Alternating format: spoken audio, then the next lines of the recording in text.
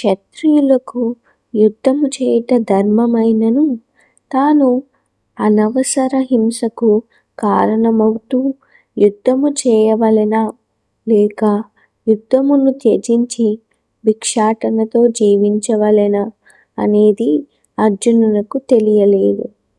ఒకవేళ అతడు శత్రువులను జయించకపోయినచో భిక్షాటనే అతనికి జీవనోపాధి అగును.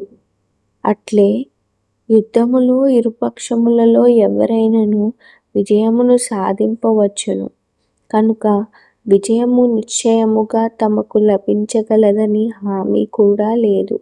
ఒకవేళ తమ పక్షమునకే విజయము లభించినను తమ పక్షమే ధర్మసమ్మతమైనను ధృతరాష్ట్రుని పుత్రులు యుద్ధములో మరణించినచో వారు లేకుండా జీవించుట దుర్లభమగును.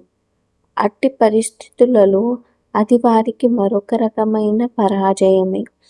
అర్జునుడు గొప్ప భగవద్భక్తుడే కాకుండా గొప్ప జ్ఞాని. తన మనస్సు ఇంద్రియములపై పూర్తి నియంత్రణ కలిగిన వాడని కూడా ఈ భావనలన్నీ స్పష్టముగా నిరూపించును. రాజవంశములో జన్మించినను భిక్షాటనతో జీవించవలెనని వాంఛించుట అతని వైరాగ్యముకు ఇది మరొక నిదర్శనం. ఈ గుణములు మరియు వాటితో పాటు తన ఆధ్యాత్మికాచార్యుడైన శ్రీకృష్ణుని బోధనలపై గల అతని విశ్వాసము, శ్రద్ధ అతడిని నిజమైన ధార్మికుడని సూచిస్తున్నవి. కనుకనే అర్జునుడు ముక్తికి అర్హుడని ఇక్కడ స్పష్టముగా నిర్ధారించబడినది. ఇంద్రియములను నియంత్రించకుండా జ్ఞానస్థితికి ఉద్ధరించబడు అవకాశమే ఉండదు. జ్ఞానము మరియు భక్తి లేనిదే ముక్తికి అవకాశము ఉండదు.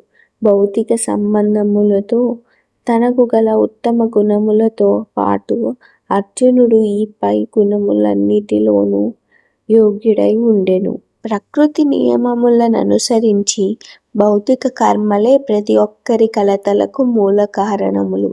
అడుగడుగునా కలతలే ఎదురవుతుండును. కనుక జీవిత లక్ష్యమును సాధించుటలో సరైన మార్గనిర్దేశము చేయు ఆధ్యాత్మిక ఆచార్యుని ఆశ్రయించుట అందరికీ ఉత్తమము.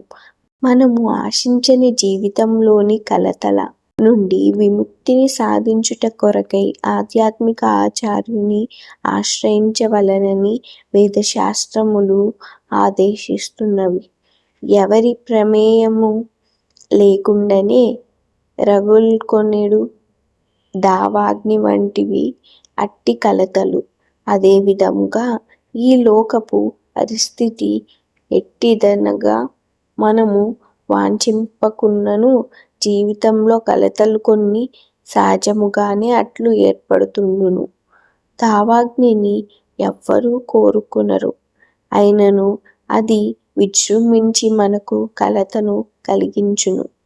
కనుక జీవితంలోని కలతలను పరిష్కరించుకొనుటకు మరియు పరిష్కార జ్ఞానమును అవగాహన చేసుకొనుటకు ప్రామాణిక గురు శిష్య పరంపరలోని ఆధ్యాత్మిక ఆచార్యుని ఆశ్రయించవలెనని వేద విజ్ఞానము ఆదేశించును. అట్టి ప్రామాణిక ఆధ్యాత్మిక ఆచార్యుని ఆశ్రయించిన వ్యక్తికే సమస్తమును ఎరుగగలుగును. కనుక మానవుడు భౌతిక కలతల్లోనే నిలిచి పోకుండా తప్పక ఆధ్యాత్మిక ఆచార్యుని ఆశ్రయించవలెను.